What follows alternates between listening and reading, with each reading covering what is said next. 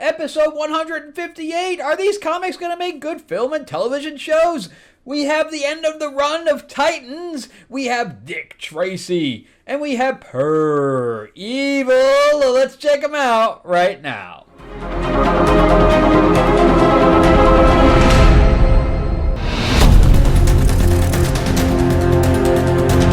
Welcome back to the channel, everyone. Thank you so much for spending time with me as we rant about movies, comic books, and television shows, as well as the occasional board game. I am your host, Frank Zanca. I'm an award-winning screenwriter, novelist, and comic book writer, as well as a filmmaker. And as far as the comics are concerned, we just got this in. We are putting in this week, we're putting our order in for our donors. So if you'd like to get one, this is issue number 2. Issue 1 is also available. This is my vampire mob set in 1950s Hollywood. So there's plenty of blood, sex, and gore. And we have fight scenes with were-panthers and things to that effect. Lots of fun. Lots of fun. So, bad stuff. Bad, evil people. But yeah, definitely check that out. If you want a copy, please let me know. You can just comment in the section, and I'll hit you up. All right. Plus, launching today, because I'm doing this tonight. By the time I edit this, will be tomorrow. So launching today, we have Mythlords Classic Monsters card game with art by Mark Spears. And it's a great card game, easy to learn. It plays 1 to 4 players, with a 5th player coming, where you're playing as your classic monster. And it's monster on monster action. We also have a Dark Oz expansion, and then it comes with little STL figures and stuff like that. Lots of fun. Anyway, the description below has the link to Kickstarter. Again, it will be launching on the 1st of October if you're watching this at that time. Anyway, definitely check that out. And let's jump into Titans. But before we do that, remember to give me a like and subscribe. And I also do this not only for comic collectors, but for people that want to see what's going on in comics right now, and if they're going to hit the big or little screen, whether it be streaming or whether we want to do studio network productions for film. And if you want to jump around, there is also the chapter selection below. All right, so let's jump into it. And this is Titans. This is by Tom Taylor. This is the end of the Evil Raven run. I think it's the end of his run completely at this point. I think there's going to be a new team in here. I'm not a fan of Tom Taylor, but I did like this thing. I know a lot of people did not like this thing because, of course, we've seen Raven go evil so many times. But the Trigon was pushing her to basically take over the Earth, and he was going to show up, and she was collecting people, including herself. So her good self, she broke off and put her into a gem, into this crown, along with her brothers, and I think actually Hermes was in there also. So she was just collecting, very powerful demons/gods, and making them into these gems that she put on her crown, and she became the Dark-Winged Queen. All right, so that's where we are right now, is that she actually became evil, and Trigon, which is her daddy, showed up onto the regular plane like he said he was going to. And I really like the art there. I think that's very dynamic with them, even Swamp Thing's there. And then they call in the big boys. You got Superman, which I don't know why this actually happens, and Hawkgirl and Green Lantern, from it's the Alan Scott Green Lantern, and Martian Manhunter. So they call him in, all these guys in, but I don't know why, because they're out in a page. They're gone. They get knocked out in one shot. Gar's got a plan. He's going to try to appeal to Raven, and you can see the gems on the crown there. It's actually a piece of her head now, but it was a crown. So he jumps way up there and starts talking to her. Dick tells Garth that to break the middle gem so the other Raven can come out. That's what he did. So while he was distracting her, he was able to destroy the gem. And Trigon's still having problems down there. I don't know what he's doing. But meanwhile, these guys are about to square off. Beast Boy gets to the middle and says, no, because why haven't you attacked us yet? You know, you Trigon, you're just letting him do it, but you just been standing here. He says, well, that may be the case that I don't have any motivation. And it's be there, and I like Raven's face there also. I don't have any motivation to hurt you guys, and that's because you love us. Because there is another piece, the bad self of Raven even has a good piece in there. And you care about us, and you don't want to see us hurt. And I thought that was pretty cool. But Dick, on the other hand, does get major hurt. And I do like that Starfire immediately goes to protect him because they did date at one time. So that's there's been a lot of really good stuff in previous Titans with previous writers that isn't really replicated with Tom Taylor, even though, you know, I guess he tried. Of all the books he was writing, this is the only one he didn't screw up. So anyway, they decide to meld. They're like, we can't exist without one another, and we're going to meld, and we're going to become stronger for doing so. And she becomes White Raven, and she still has the whatever thing that she's got going on there, the spear or hatchet or whatever it may be. Then she goes to fight Trigon, and Trigon's like, you can't hurt me. She's like, I am more powerful than you could possibly imagine. And he says, well, we don't have a crown anymore, so they're like, use us, which I thought was interesting. So they allow themselves to be turned into the gems and to add their power to Raven. And Raven then uses Dick's fighting prowess, and basically she uses each one of their powers on him one at a time. So, and I think she can even turn it, this is weird. She can even turn her hand into the gun, like Cyborg, which I think that's weird. But yeah, and then she creates a crater with his body. I will punch you so hard that you'll be going to China.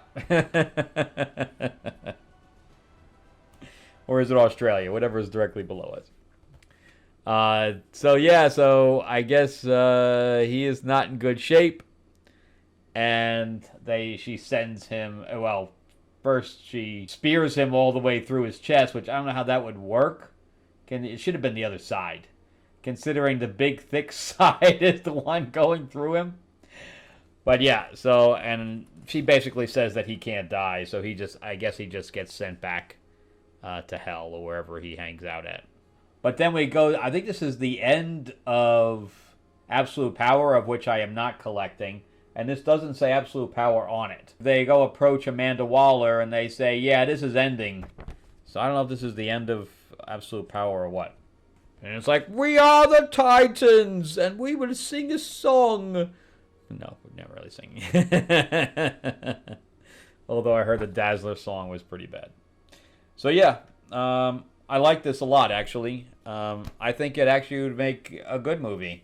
There's a lot of stakes to it. I like how the ending is. It was a little out of pocket. It's not out of the box type situation where it wasn't completely predictable.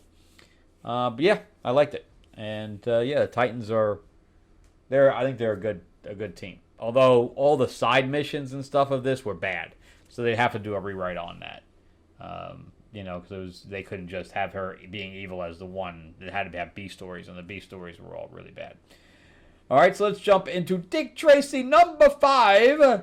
This is by Alex Segura, and this is the story of Dick Tracy that was originally a comic strip character, and he had an Apple Watch decades and decades before an Apple Watch existed. And it was called a two-way wrist radio. But it had a little bit of sci-fi, even though it basically took place in. This is after the war, so it would have to be the 50s, the early 50s, late 40s, early 50s. So, because the war ended in 1946, I think. But anyway, yeah. So Dick Tracy thinks his chief is corrupt. And there's a whole thing going on with a real estate fraud thing, and Flat Top is going around just mowing people down, which I thought Shoulders was killed by Flat Top along with his girlfriend, but I'm going to show you something in here that has me going, huh? Meanwhile, he has Pat Patton with him and Tess Trueheart. Yes, they all have matching initials. And but anyway, Pat's brother was killed also by, I don't know if it was Flat Top or one of the guys that were there. So he was looking for revenge. But anyway, so the last piece, one of the guys that was dealing with the real estate fraud thing, he called the cops on Dick Tracy that took him away. So he's having a yell-out match with his chief, and he knows his chief is corrupt. And his chief is doing a really good job of saying that it's not him. Anyway, he and Pat Patton end up getting a prisoner transfer, and he's like, I don't know why you just didn't blame it all on me, which I thought was kind of cool. He's like, you're a cop, and blah, blah, blah. But then they start hearing another car behind them, and he's like, open up, we're going to get shot, blah, blah, blah. And a red truck appears, to the side of them and pushes the armored truck over, which I don't know about all that. I don't think that's kind of what they're made for, is to not roll over. But anyway, they do, and they're all, shot around the sides, and Tess is there to open the door for them. Is the door locked? I don't know. Why would the door not being locked? There's a lot of questions there. What happened to the driver? And then they go to the driver's gone. But yeah, I don't think you can just open the door from the outside like that. I think it needs the key. I don't know. But anyway, I assume it's not, because maybe it's the 50s and they don't have that kind of stuff yet. But anyway, the cops are coming. They all squeeze into the truck. They have a nice little chase, and she knocks the cop off the road too. So she is like a master driver. But anyway, she tells them that they found she found some of the reasons why her father was killed. Her father was a journalist who was killed, and that's what the whole investigation started with. And she found evidence that he was one of the ones that didn't turn over to reveal the real estate plot that was going on, and that all the cops were corrupt, or not all of them, but a series of them. And then a cop does end up pulling them over. And Dick Tracy tells Tess to stop, and he says, I need to borrow your car. And he says, I need you to trust me. So luckily he found a good cop that didn't shoot him in the head. And then he appears at his chief's house and says, give it up. I know that you're corrupt, blah, blah, blah. He threatens him, etc. And finally the cop, the chief, gives up the goods kind of thing. He does confess. One of the gangsters that he was about to get killed by the other guy that was running the real estate scam. He's about to leave town, and then they all show up, including Flat Top and Pruneface, to kill him. A shootout happens. One of them gets killed. He puts his hands up, but Dick Tracy ends up showing up just in the nick of time, guns at the ready, with the name Dick Tracy in the old font. And we get a nice little shootout, although I wish that we had a Flat Top versus Dick Tracy fight that was a little bit better than this, and he stops Pat Patton from killing the guy that killed his brother. And he's like, you're right, Dick, I shouldn't be kicking this guy's ass and killing him. But anyway, I felt kind of cheated without having a fight scene between Flat Top and Dick Tracy. I think this book needed one more issue to really close it up. But anyway, they go over to the other guy's house, and he was the gangster that's running the whole thing. Now, this is the interesting part. I forgot his name. Big Boy Caprice. This was the story, which I thought was really interesting, which they revealed just in text, is that they put a gangster in place, meaning the cops, put a gangster in place to fight the other gangsters. But he, dropped being a cop kind of thing, or dropped being associated with the cops, and actually started being a full gangster to the point where he was bigger than the other gangsters. So he was a plant that ended up taking over. And he's like, you got nothing on me, man, so just hit the road. But anyway, I think it's a really good story. I kind of like that. I might have to kind of steal that and do something else with it. But he's like, I'll be watching you. So that's why the end here, he doesn't get stopped. And then we have months later, which almost looks like it's a different artist there, doesn't it? But I guess it's not because I looked and there was no different artist. But Tess ended up being a reporter, and Pat Patton ended up being a cop. And let's see the wrist radio watch there. So he's like, and it's a time, it's Dick Tracy! You know, that kind of thing. So anyway, I really like this a lot, but it doesn't really close up the way I wanted it to. I think it needed one more issue to really do this thing justice. I don't know why they didn't give it 6 issues. I don't know if there's going to be another issue after this or if this was the end of it. But I guess we'll find out. But I would love to see another Dick Tracy movie that's a little more grounded and a little more gritty. And this has all that.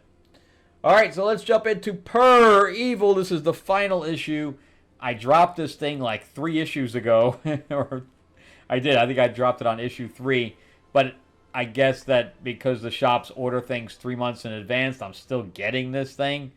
And I know that they can't sell this thing to somebody else, so I bought it. And it's really bad. It's just awful. In fact, it's so bad that the artist jumped ship. This is not the same artist as the other 5 issues. So this is the story of Deb, whose mother is protecting her. She has a special ability where she has demonic pink cats that come out of her or around her. They just come out of nowhere. They're almost like ghost cats. And the cats end up going and influencing people they will kill for her out of jealousy. She's like, my Deb, and people kill each other around her over a certain amount of radius. This madness occurs, and then we find out that her mother and father, of which they're estranged, her mother and father made a deal with some kind of a demon, and the end result was that their kid ended up becoming cursed with these things. But anyway, throughout all these books, all these issues, she cannot control it, to the point where the guy she's seeing, his dad got his arm chewed off. It's just weird. And then the father shows back up and tries to create a relationship with her. Meanwhile, there's some government agents that were after her. I don't know if it was government agents or the father was setting them over. I don't know. I think it was probably the father, who was a famous musician and brings her up on stage. But anyway, she was killing these people, the mother, with a gun and all this stuff. I don't know. It's all just really weird. But anyway, there's the father on stage, and he announces that he wants to take Deb's power. And meanwhile, that's her mother is the one with the dark skin and the long black hair. That's Deb's mother is the redhead. I don't know how that's Deb's mother. It doesn't make any sense. And then see the guy's arm is missing. And he doesn't seem bothered at it at all. He's just like, I'm hanging out. He was just lost it like yesterday. But anyway, and she's just crying, the mother and the redheaded mother, saying, I should have been better. Maybe you shouldn't have sold your daughter's soul to a demon. Yeah, that probably would have been good. But anyway, he's reading from this book, and he has the demon show up, which are these guys here, and says, I will take her power. She's not worthy of it. And he's like, yeah, maybe you're right. Maybe you will be a better vessel for us, blah, blah, blah. And he's just selling the shit out of it. And then they're like, yeah, just kidding. we can't trust you at all. And all the cats go and eat his head. Okay. So now there's all these people in the stadium, and they're all going to start, killing each other. And she has no choice but to try to control them. And she's not doing a good job of it. She's kind of just all fetal position. Meanwhile, they start attacking the boyfriend, and the one-armed father is like, don't kill him, take my other arm. And she's like yelling at it, and she's having all these flashbacks of time with her boyfriend, even though he's starting to get eaten. Now, where the mother started getting wings from, I will never friggin' know. I don't understand any of that. Now there's blood pouring everywhere, whatever, and she gets a flashback of her as a child, and she starts to stand up to them. She's like, "You're my daughter, you are invincible, you can do anything." So we get that kind of speech. And they're like, "The horde of cats the brood is not yours, it's mine, and I control them." All of a sudden, she now can control them with not doing anything at all.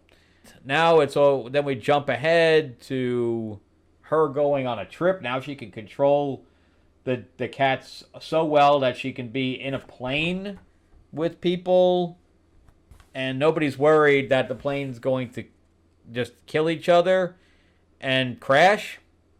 I guess not. That's the silliest thing I ever heard, that it's only been a few weeks and she's already can control it.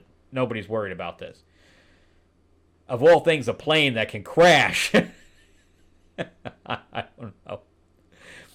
So anyway, these couple is having a tiff, and he's being a dick, so she sends the cats over to warn him that they're going to eat his head if she doesn't behave herself. And that's the end of that. Complete junk. Complete junk. This will never make a good movie. It doesn't even make a good comic book. I wish that I had not bought it and spent $20 on this thing. More than that. $30. Anyway, so let's do a recap. That would be a hell no. Piece of shit. And Dick Tracy, yeah, I would love to see a Penguin-esque type of Dick Tracy movie. And Titans, yeah, Evil Raven always works, So, good stuff. Anyway, that's it from me. Thank you guys so much for watching all the way through. I greatly appreciate it. Remember to give me that like, give me that subscribe if you can.